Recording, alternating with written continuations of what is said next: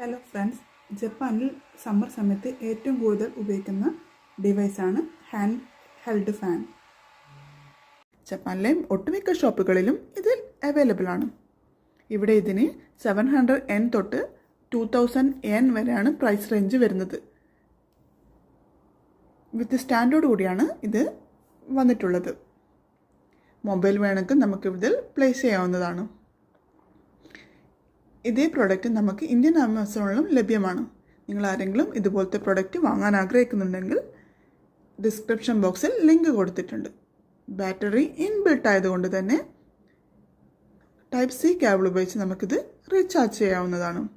Speed adjust ചെയ്യാൻ speed ബട്ടണും ഇതിൽ തന്നെയുണ്ട്. With full speed it will work minimum 2 hours. Video ഇഷ്ടമായെങ്കിൽ സബ്സ്ക്രൈബ് ചെയ്യാനും ലൈക്ക് ചെയ്യാനും മറക്കല്ലേ. Thank you.